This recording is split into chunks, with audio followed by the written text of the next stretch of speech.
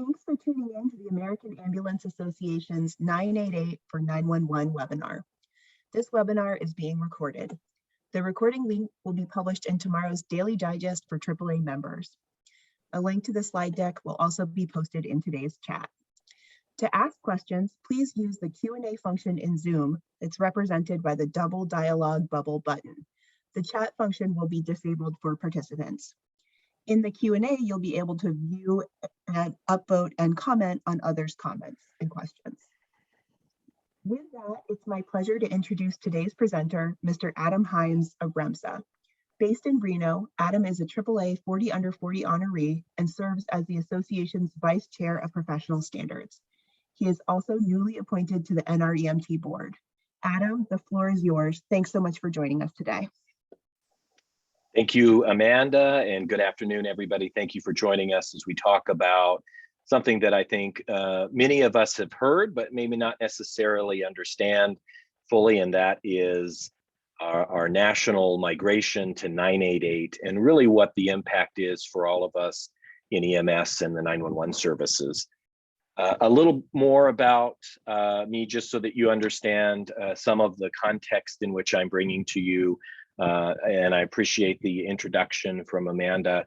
I have the privilege of working for REMSA Health over the last 20 years in many different capacities, including still as a paramedic, but I currently work as the executive director for integrated healthcare. I live in the great state of Nevada, and there are some pictures, so hopefully one day you will come and join us. But a lot of the information that I'll provide you is really relative and the basis of conversations and interactions that I've had and the work that we've done in Nevada, which, you know, based on some of my conversations with many of you and some of colleagues across the nation, they're not happening in every single state. There are no financial disclosures or relevant conflicts of interest. But I do kind of want to start off with kind of discussing the history of suicide prevention in the United States. And before really the 1950s, there wasn't a lot that was going on. You know, we treated behavioral health emergencies different than we do today. And thankfully that's progressed. And we're seeing in the data that we're working towards better resolve. But in 1958, really the first attempt to try and prevent individuals with suicidality was opened in Los Angeles and was funded by the US Public Health Service. And really from then and moving forward, specifically in the 1960s, we saw that there was an active interest in suicidology and suicidality. So essentially the individuals in which are in our community that are having suicidal thoughts, and what are different ways and how we can manage and provide care to them. And so 1967, NIMH established the Center for Studies on Suicide. In addition, during that decade, the International Association of Suicide Prevention was founded in the American Association of Suicidology. You know, we fast forward as we continue through the 60s and 70s, and in 1996, we really began to see endemic behavioral health, mental health disorders. And a lot of that was precipitated by, in the 80s, a boom in the amount of drugs that were being, specifically cocaine, into the United States, and some of the behavioral disorders that manifested as a result of that. But the World Health Organization and the United Nations published the Prevention of Suicide Guidelines in a formulation, which talked about different strategies on how we would manage that and different interventions that may be appropriate. A decade later, we came up with the Suicide Lifeline that many of us know today. And that is a national call center that allows for individuals that are experiencing crisis to call that 1-800-273-TALK number. And there's actually a couple songs for those that are interested in kind of pop culture that include that 1-800-273-8255 number, with an attempt to try and really get individuals, provide awareness to individuals. I think it's also important to understand that suicide is the 10th leading cause of death of all individuals. And this is based on the CDC. And, for some patient populations, it's actually the second. Those would be some of our younger individuals, those from 10 to 34 years old. That's the second leading cause of death. We see 2.5 more people die of suicide than homicides in the United States. And that number is just incredible. And, you know, when you think about it, when you actually break it down, 130 people die every day by taking their life. Interestingly, you know, when I think about that, I think 130 doesn't seem a lot. And that really, I think that sensationalization for us in emergency services is something that lets us know, at least from a barometer standpoint, that we have a problem. And it's something that we have to work towards. And, you know, the intention of 988, and we're going to kind of talk about some of the controversies and some of the things in our industry that we believe may be challenges moving forward. But it's important to understand the opportunity that the potential prevention or intervention for an individual in our community, in our state, in our nation, that potentially can have an impact on, you know, how they get through this time. You know, for 3.5 million adults, they have made a plan to commit suicide. 1.4 million adults have attempted suicide.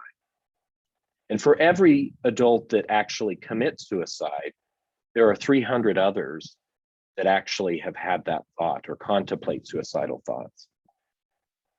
So this is endemic. This is a crisis. I'm not telling you anything that you don't know. I think every organization across the United States is working very hard to try and manage behavioral health emergencies. Later on in this presentation, I'm going to kind of talk about, use some of the numbers that are unique for agencies across the nation and maybe provide you with some of that. But first, I think it's important for us to understand that the Suicide Prevention Lifeline is actually a number of different state, local, some volunteer, some paid services that are across the United States. There's approximately 190 of them, almost 200, that are available 24 hours a day, that take calls. So essentially that 1-800 number is routed to a call center. It's hopefully routed to the closest call center, and that's important for directory of services purposes, but we know that individuals in help may not necessarily be able to reach that closest call center. Either it may be closed because some are not 24 hours, or it may not necessarily have the staffing to be able to accept that call. Those call centers then do many different things, but really the intention is to get that person out of crisis, refer that individual to a local resource so that they can then be, you know, navigated in the right direction. For our veterans, they are, and the VA system has partnered with this national Lifeline. Instead of having two different disparate call centers, they want to make sure that veterans that are struggling with crisis have the ability to contact that one number. And if you're a veteran, you're going to push a 1, and then that's going to get you through the VA system so that you can get help. In addition, our callers that speak Spanish too need help, and there are a number of centers that have Spanish speakers. There actually are 3 in the United States in which are certified to provide Spanish language crisis intervention over the phone. There are 5 that take text messages. And really the push for 988 is to modernize some of these things and begin to engage in an audience that includes some of our technologically savvy patients and some of that generation. If you take a look at a map, here is the location of these call centers that are placed throughout the United States, including Alaska and Hawaii. And like I said, the intention is for callers to be routed to that closest call center. And sometimes that technology exists and sometimes it doesn't. You know, geolocation is going to be extremely important for us moving forward so that we can ensure that we do that. And the reason why that is interest of the folks that are providing out-of-hospital healthcare is because we want to make sure that that person gets to care preventing them from having to utilize emergency services. And like I said, I'm going to kind of talk about Nevada a little bit, but in general, there are 2 million calls. So in 2020, the National Lifeline took 2 million calls for service. Of those, 23,000 were for the state of Nevada. And this resulted in, from a national perspective, 2% referral to EMS. And I think, you know, as we talk about this, there's going to be a lot of comfort in some of this data. There also may be some, I'm not certain that that's reflective of my current local jurisdiction or community. But in general, the National Lifeline represents that 2% of individuals that have engaged in crisis mitigation through these crisis lines are then transferred to EMS for the potential for an EMS response. And we know that there are going to be appropriate times for that. An individual that may call for crisis intervention that has experienced either significant trauma or an ingestion will obviously likely need some sort of medical intervention. And the need for EMS services is never going to be zero.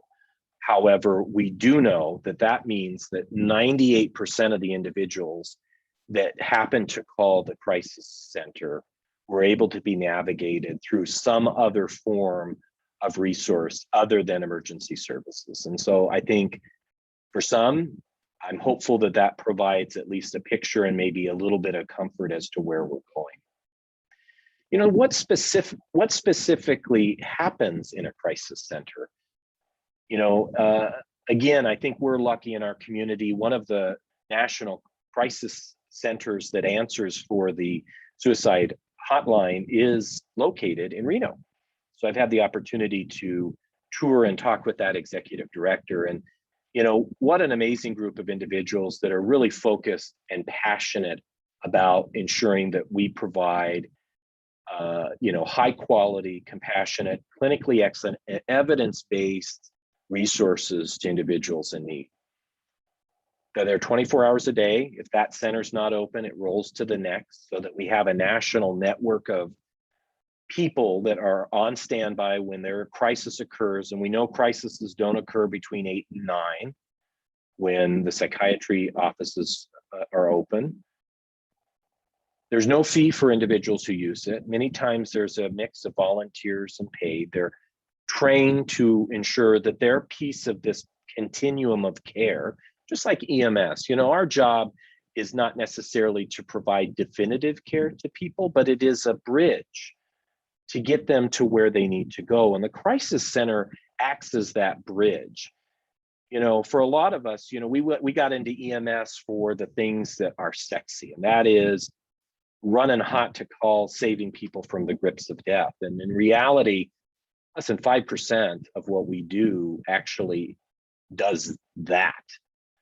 A lot of what we do is working with individuals, social determinants of healthcare, behavioral crises, and things in which you know, put us in a position where the safety net. And so this model allows for those individuals to be able to do that, to get to the right level. And I think from a standardization process, there's an accreditation.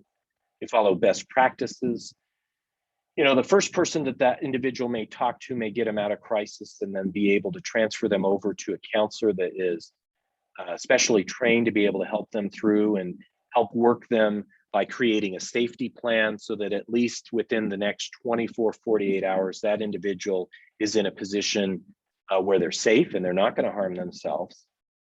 But that gives us time. And again, that is where that bridge comes into the local resources that may be available in your communities. And we know the communities, the majority of communities in the United States are underserved from a behavioral health standpoint.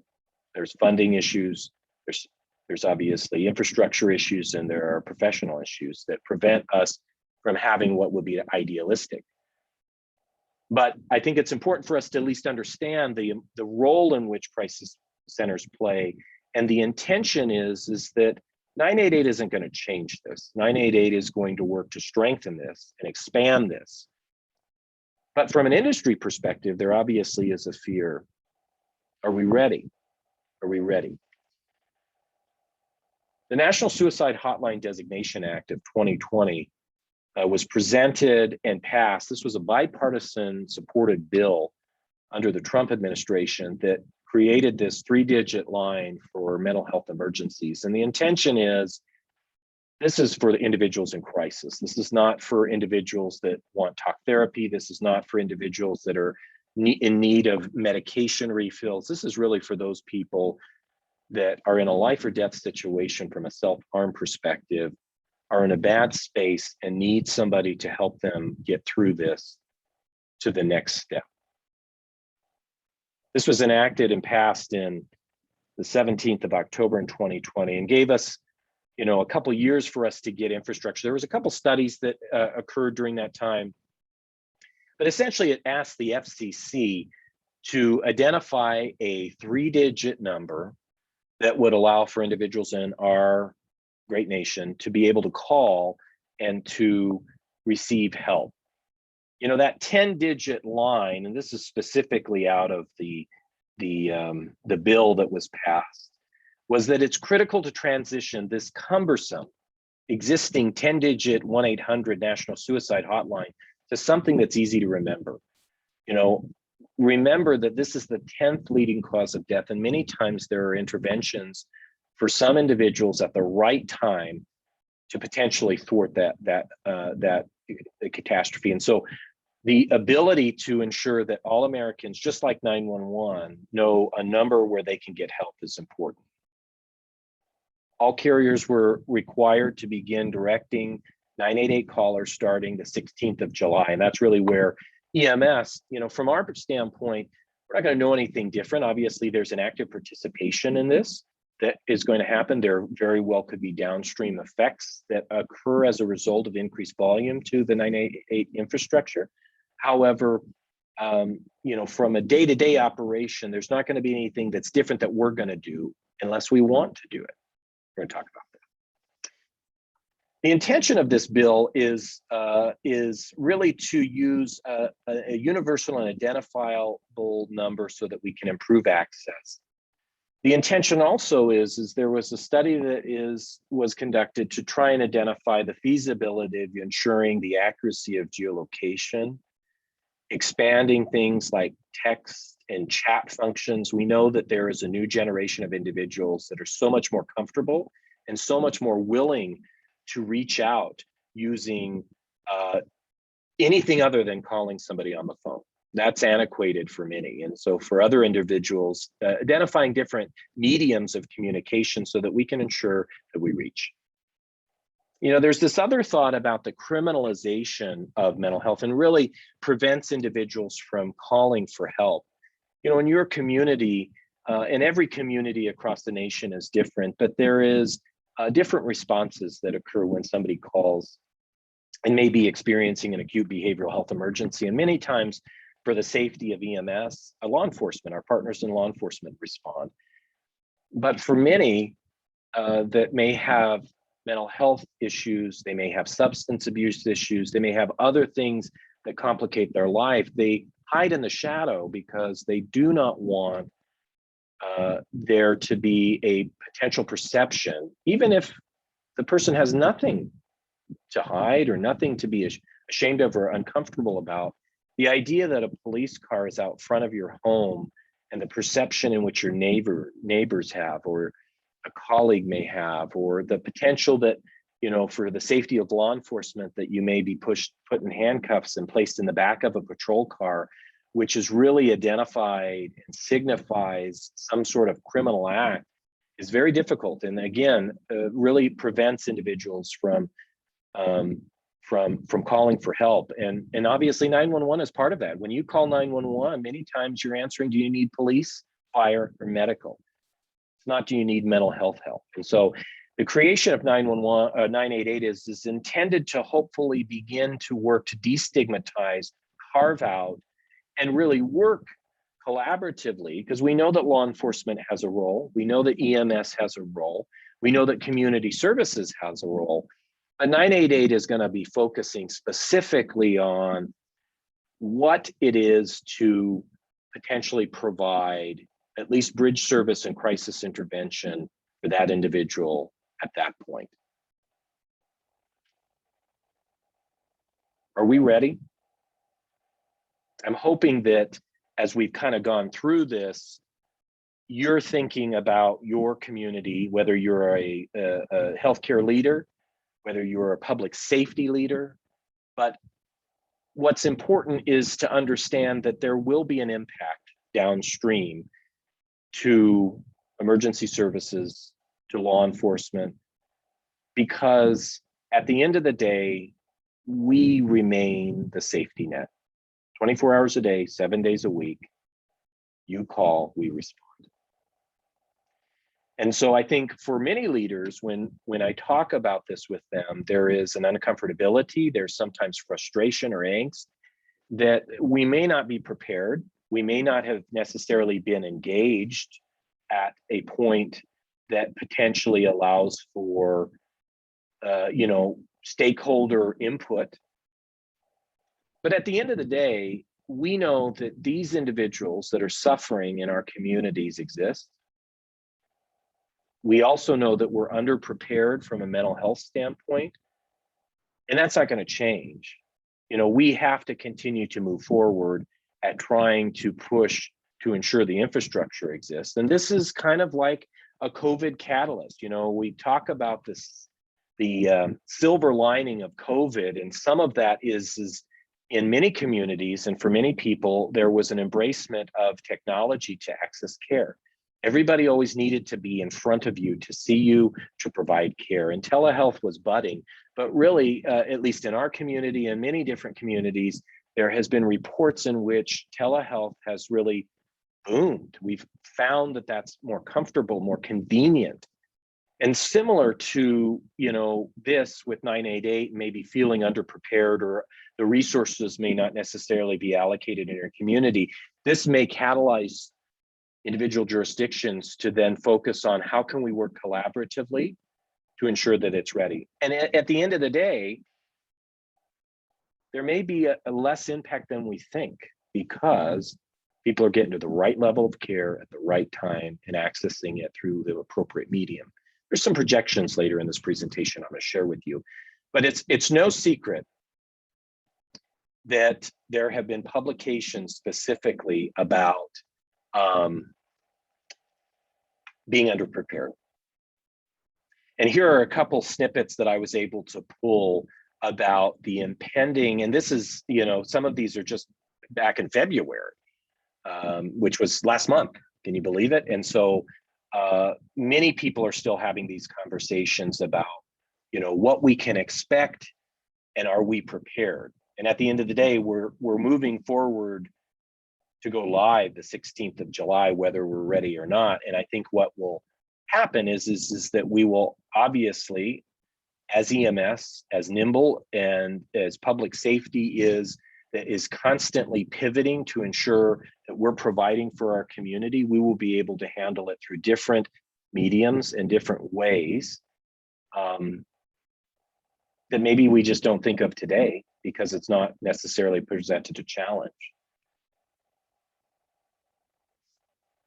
Here is a list, as of this presentation, there actually were 4 states that have not only passed, different legislative bills that provide infrastructure and funding, and that is Virginia, Nevada, Washington, and Colorado.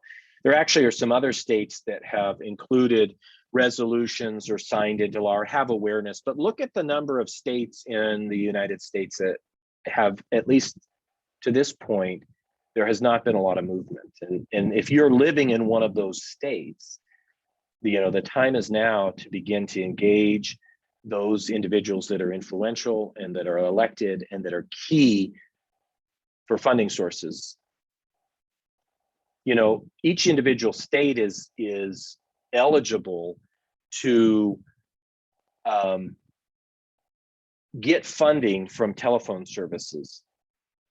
And so they're able to levy fees that include mobile phones and different telephonic infrastructure to pay specifically for 988. And so in the bill, what it says is we're not going to prevent you from doing this. However, we are going to restrict you from where those funds are going to go. So if you want to do it, great. If you do it, they must be used for this. And it doesn't allow for you to build, a Taj Mahal infrastructure. It essentially says that those funds can be used to ensure the efficient and effective routing of calls made to the 988 National Suicide Prevention and Mental Health Crisis Line to an appropriate crisis center, and personnel and the provision of acute mental health crisis outreach and stabilization service by directly responding to the 988 National Suicide Prevention Line. Now, when you look at these funds, depending upon what your interest is and what climate you're in, that determines how much money that you potentially may levy in your jurisdiction or in your state that may support this. Some people may not necessarily go for that.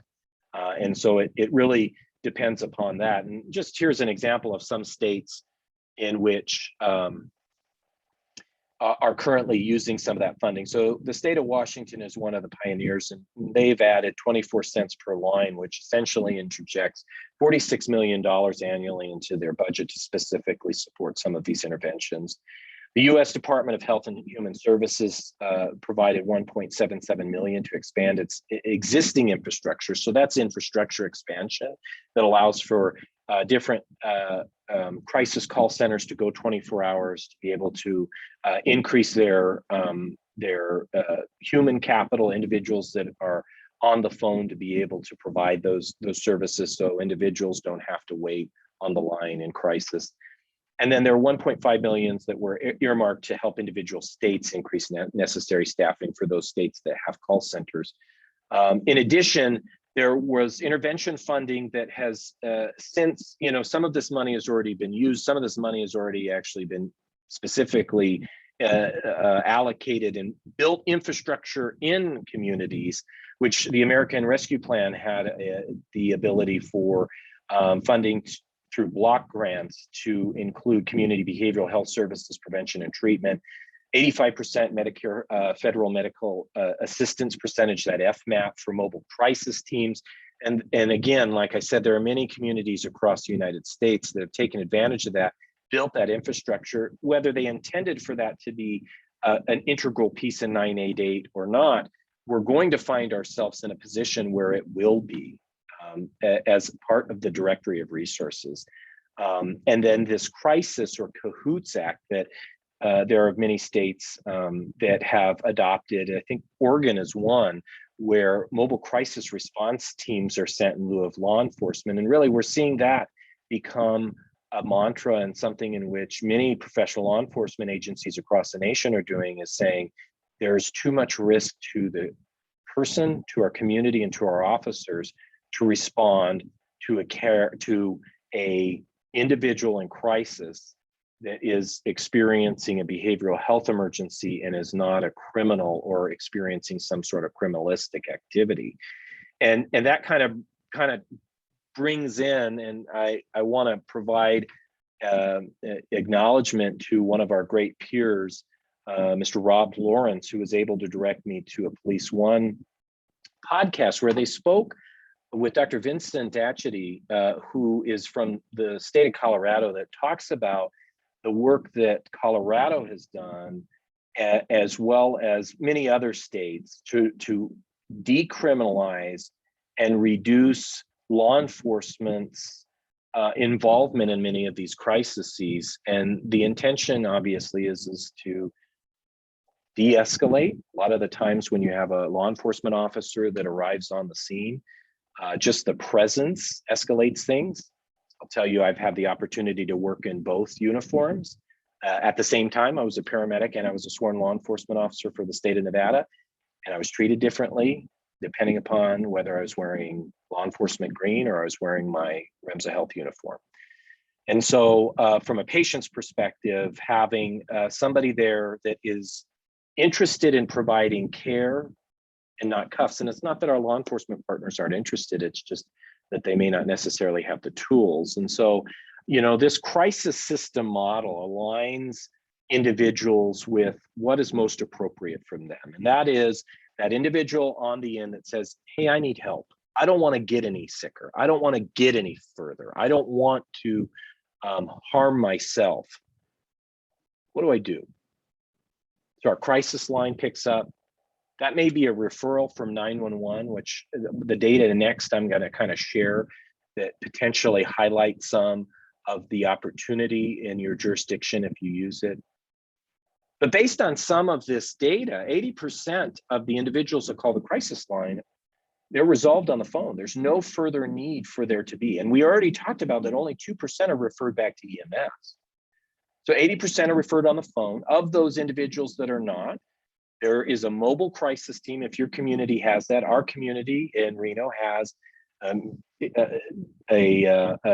officer that's paired with a social worker that will respond to these cases, specifically an individual that's trained in mental health crisis intervention, and respond to these scenes and take them to a behavioral health facility, get them arranged with medications that they may not be compliant with, work with community resources to get them in emergency temporary shelters. All of those things that come are part of a mental health crisis are kind of brought to them and are able to help stabilize them. 65% of individuals are discharged in the community, and 85% remain stable in the community based on that type of care. Again, the intention is for us to bridge to whatever's next. And some of our bridges may be longer than others. And I think that's what we have to be comfortable with, is some individuals that may be participating in this webinar may be saying, hey, Adam, that's great. We don't have that. We don't have a MOST team. We don't have a behavioral health facility. I'm it.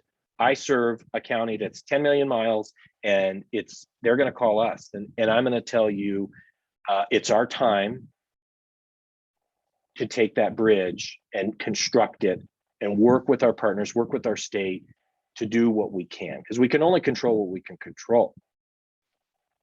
Interesting, our partners at the International Academy of Emergency Dispatch provide us with an insight. And this is, I think, about 290 or 200, somewhere in the 200s, centers that report into the data repository that provide us with some information about what the potential response, at least what currently we are responding to when we talk about individuals that are experiencing suicidality. So on the left side, that green area is from our partners at AIAD, and that's 2021 data. And for those of you that may not necessarily be familiar with MPDS, card number 25 or chief complaint 25 is a psychiatric behavioral emergency. And specifically, when you drill down, we see that that's actually the 11th number one chief complaint across the nation. It's number 11. So that kind of provides you with perspective that it's almost in the top 10, at least nationally. For REMSA Health, it's the 6th. For your jurisdiction, it may be a little different, depending upon what's going on. We in the state of Nevada have a high number of individuals that experience behavioral health emergencies. And if you subgranulate those determinants, the 25 alpha 1 is an individual that's experiencing suicidality, so they're suicidal. They may not necessarily actively be threatening. And then the 25 Bravo 3 is a suicidal person that's threatening. And if you look at those EMD determinants on the left-hand side, you see that 25 Bravo 3 is the second most common, accounting for about 25% of the 25 complaints, the card 25 complaints, and 25 alpha 1 is 20%.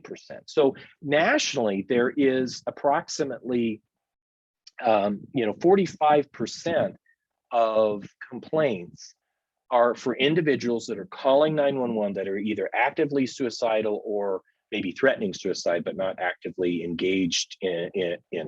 And when we look from our jurisdiction, 25 alpha 1, which is suicidal not threatening, is the number one complaint for individuals that are calling for a behavioral health emergency, and 25 Bravo 3 is the number 5, with that equating to about 23% of that card call volume.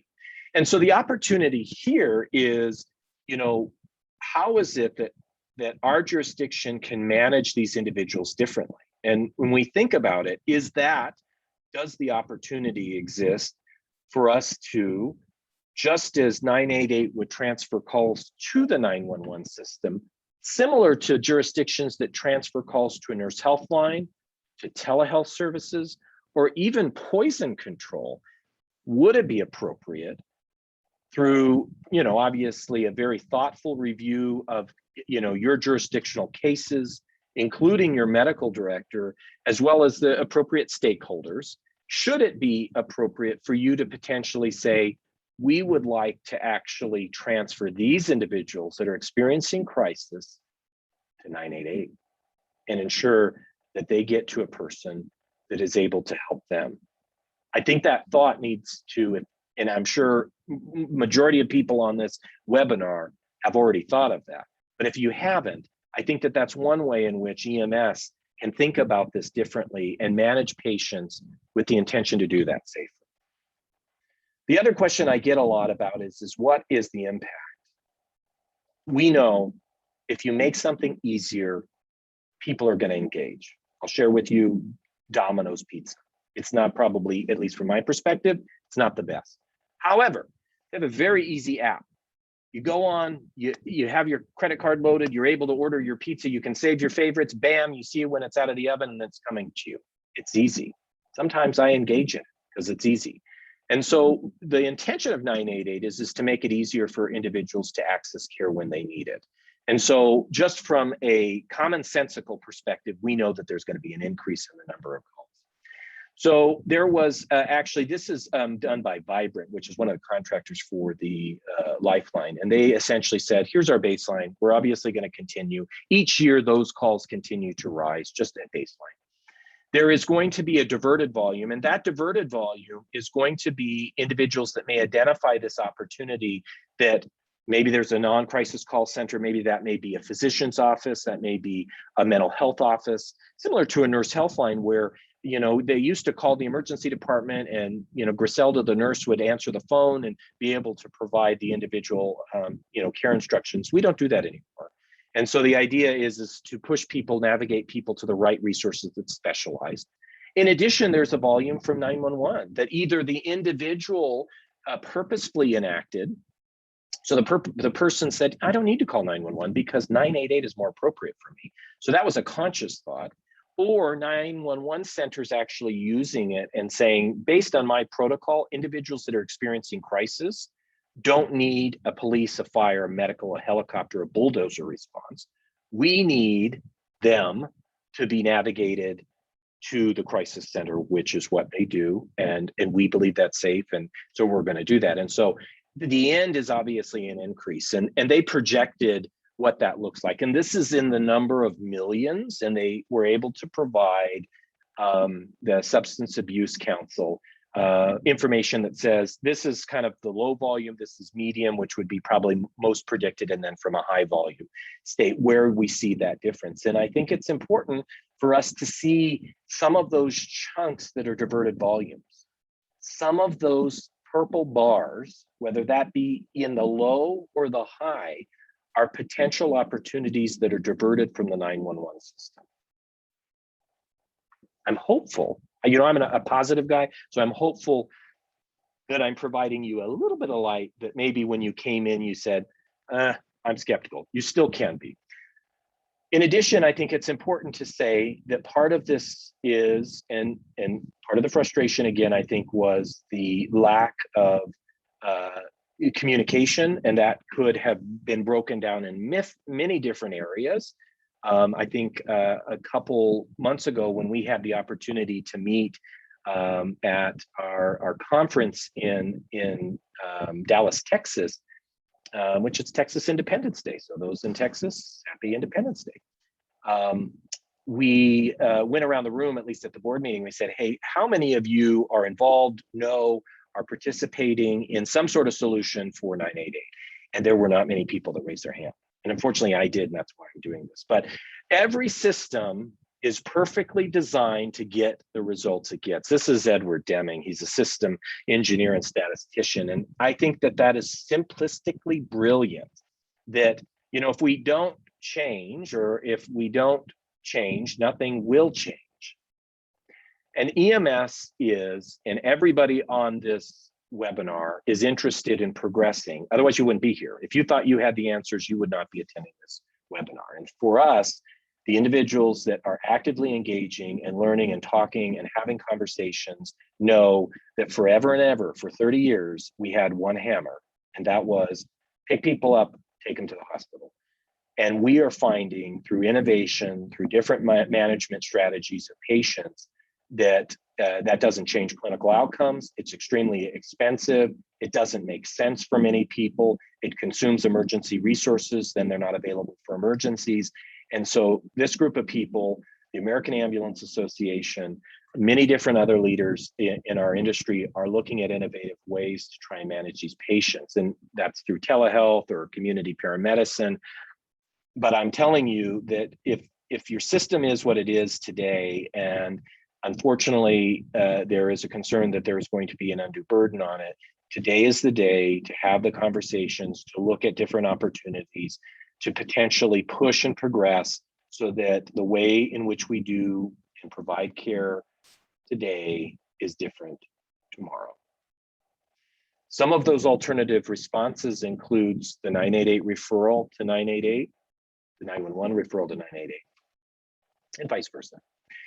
Referrals to nurse helplines that may exist, telehealth, community paramedicine, BLS response or some alternative response, mobile outreach team. Many of the times a mobile outreach team is either a paramedic or an EMT that's paired with a social worker. We know that a lot of these issues stem from social determinant issues, access to housing, transportation, medication, healthcare, all of those things that our social work colleagues are very good at navigating.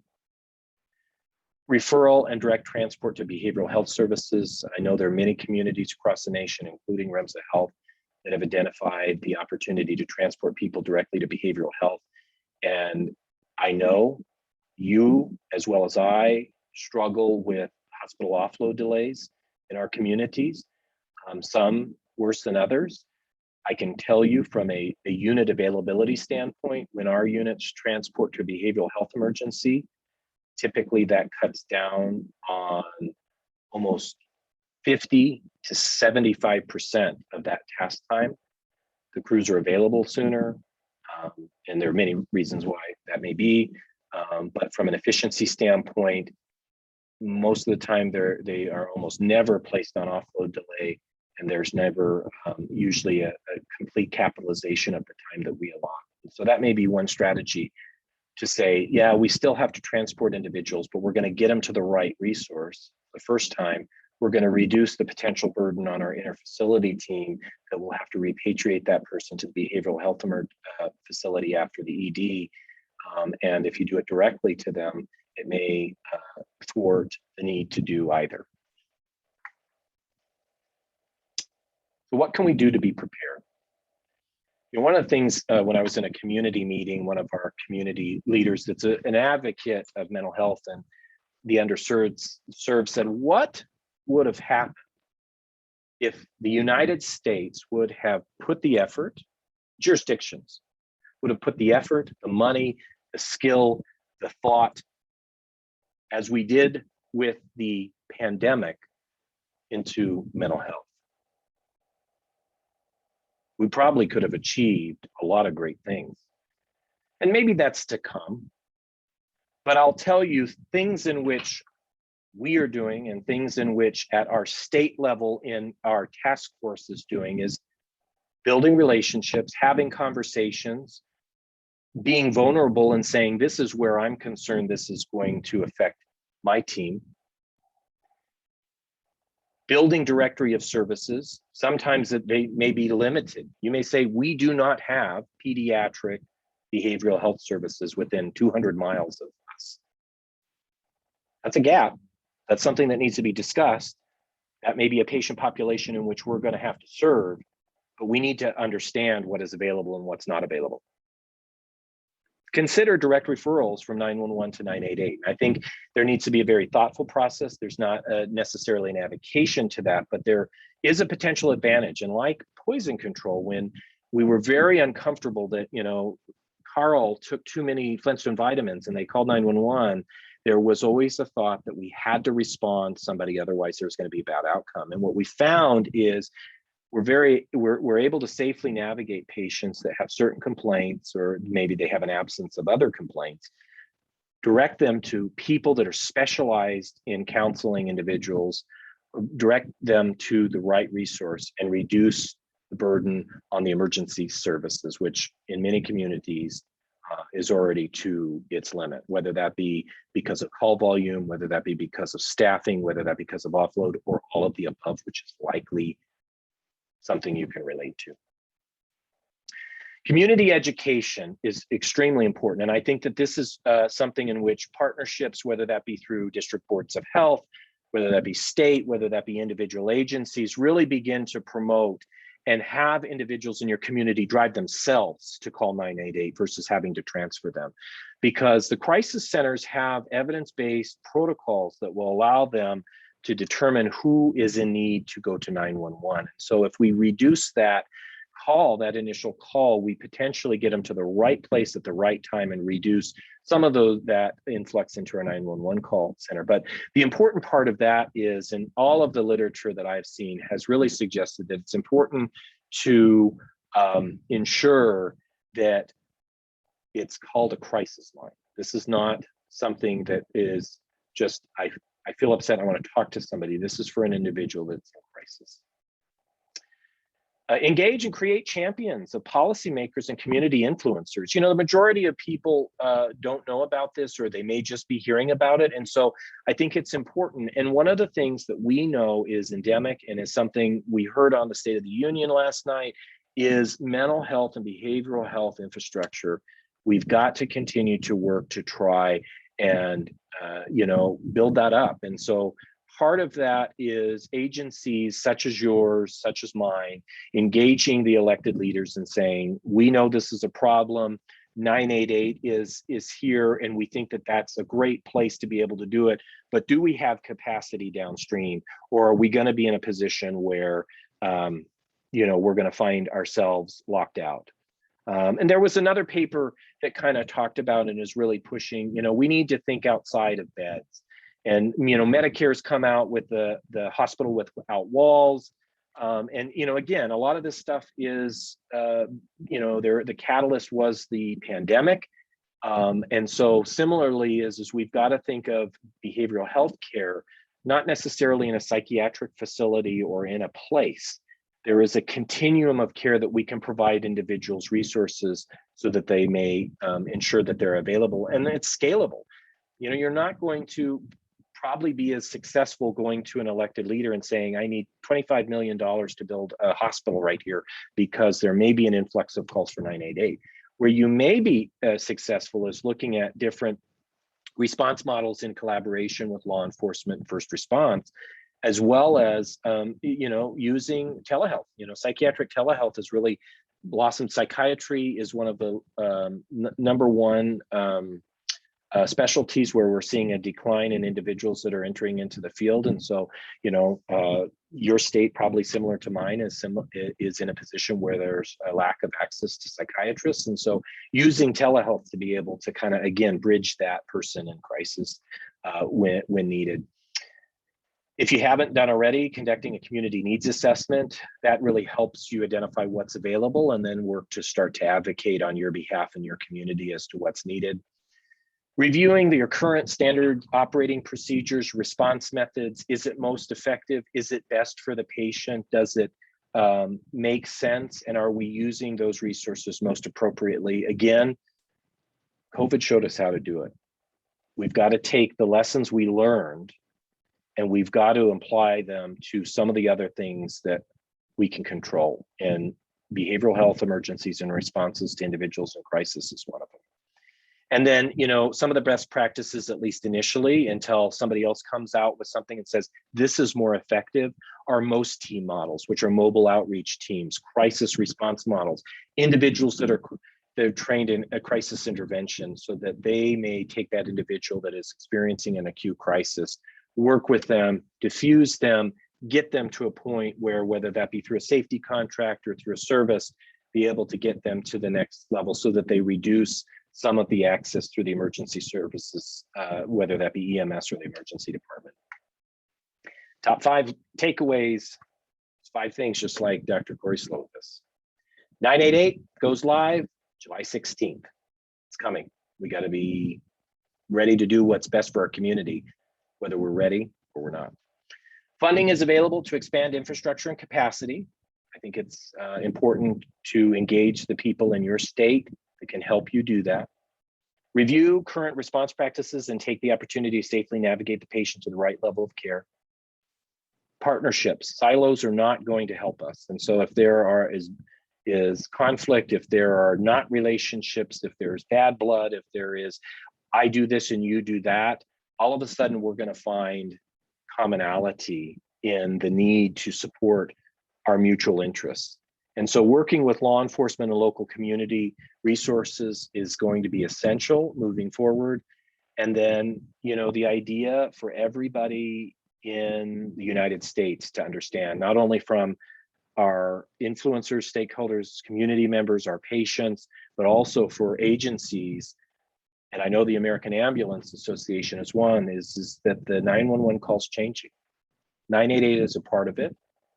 And this is going to be something in which we will very successfully look where we came and look where we're going, successfully innovate to what's best and safe for our patients. And so with that, I appreciate you taking the time to be a part of this webinar. I'll take a look and see about any questions, if I may answer them. Like I said, I definitely am no expert. I just happen to have a little bit of knowledge because the state of Nevada seems to be interested in, and I think there's been advocates in the right places in our state that have been pushing to ensure that we make the best of this and ensure preparedness to the extent we can.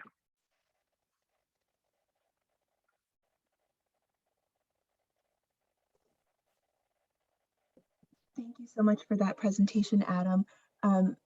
We have received several questions in the Q&A function.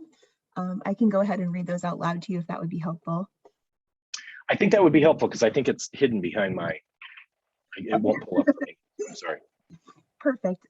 Scott Moore would like to know, how can EMS organizations incorporate the promotion of mental health and wellness in their organizations and into the public health function in the community? Mr. Moore, thank you for that question. I think that's a great question. You know, one of the things that we do well is, and forever and ever and ever, we've promoted the idea that if you're having any type of emergency, and emergencies used loosely, call 911. We talk about AED, CPR, stop the bleed. I think this is one other component that when we're out in our communities, whether that be at the Boy Scout troop, and obviously audience appropriate, whether that be a tour of our agency, whether that be through media opportunities, or whether that may be through paid promotions that want, allow us the opportunity to have conversations, that this is just as important. You know, as we saw, more people are dying as self-inflicted suicidal wounds in certain populations than anything else. It's the 10th leading cause of death. And so we're very focused on things that don't necessarily happen as much. And part of that is because of our efforts. Seatbelts are an example. You know, the number of calls in which we go where people are ejected and car rolled over them are much less than they were in 1970. And that's partially because of the efforts of awareness, championship, and drawing attention to things, some things that may be controversial or some things that may not necessarily be as attractive. And so I think for this needs to be part of our strategy moving forward. Is individuals that are experiencing crisis need to go to 988. People that are choking need to receive the Heimlich, and you need to call 911. If somebody's not breathing and in cardiac arrest, find an AED and call for help. All of those things that we do, and we do them very well, we need to add this to the list and ensure that we're communicating and talking about it. Thank you so much for that. Rob Lawrence had a question about call volume. I think you talked about this a little bit, but just to clarify, with us being in the final countdown to going live, what is your feeling about call volume being transferred from 988 to 911 once this is live? More or less the same? Well, so even if we were to take, and thank you, Rob, for the question. Obviously, for me specifically, I don't know what that number would be, but if we were to take that 2%, if that remains static, that 2% of the individuals would repatriate. However, there's going to be an increased number of calls to 988. There obviously would be an increase in the number of calls that are going back to 911. I think where that shift may be is would those individuals, does that decrease the number of individuals that are calling, and does that equalize? So as I shared with you, for our specifically, the number one reason why somebody may be calling that's experiencing behavioral health emergency is that they're experiencing suicidality, but not necessarily threatening.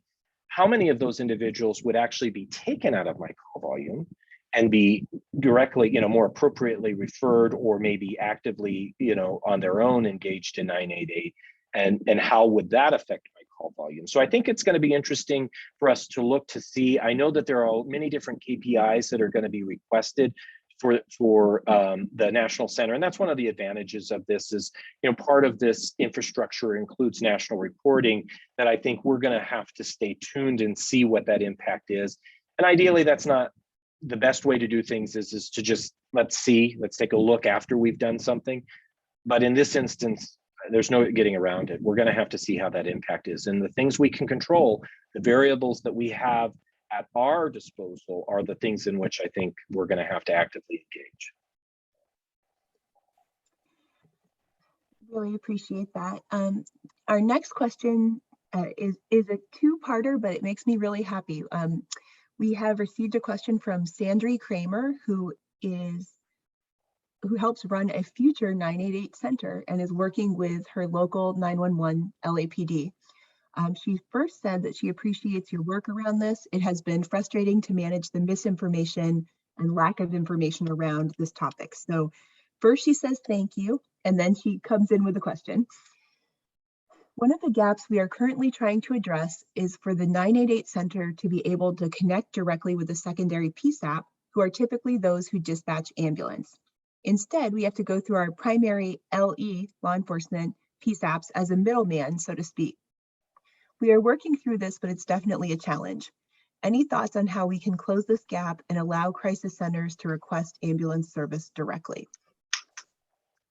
That's a great question. And so one of the things that, unfortunately, with 50 states and many different jurisdictions that essentially provide guidance and regulations, rules and laws as to how 911 calls should be navigated, I will tell you that for us specifically in the state of Nevada, that's a conversation which we're having with our tactical group to really reduce some of those layers that prevent not only efficiencies, right? So the idea that one person has to call another person, which has to call another person, but also from a patient's perspective, that experience, when somebody's in crisis, we want to make sure that we take that opportunity and seize that opportunity and get them to the right person at the right time. We want to minimize any chance that they may be disconnected or involve somebody that doesn't know what's going on, or reduce the chance that they get to somebody quickly. And so I think, that may be something in which, if indeed there are regulations or legislation that occurs, that may be something in which a bill draft needs to be identified and potentially supported by somebody that's a champion in your jurisdiction to be able to reduce some of those things. And like I said, thankfully for us, that conversation has happened. Remsa Health is a secondary PSAP. We obviously receive those calls for medical screening and go through medical priority dispatch for those individuals. And we want to make sure that if we have an individual, we'll directly refer them to them.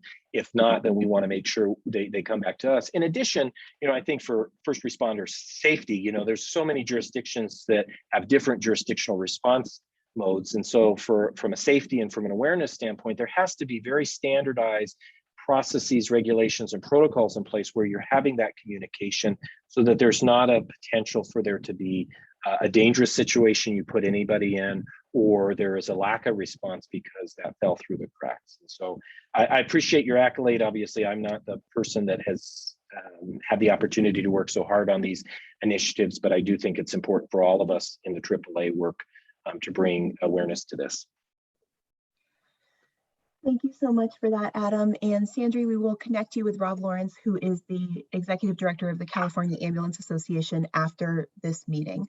We're right now at the top of the hour. I want to thank all of our attendees, and I especially want to thank Adam for lending his time and talent to AAA and for helping disambiguate this very complicated topic. So thank you again for all who joined us today. I will email out the recording link as well as the link to the slides in tomorrow's digest email.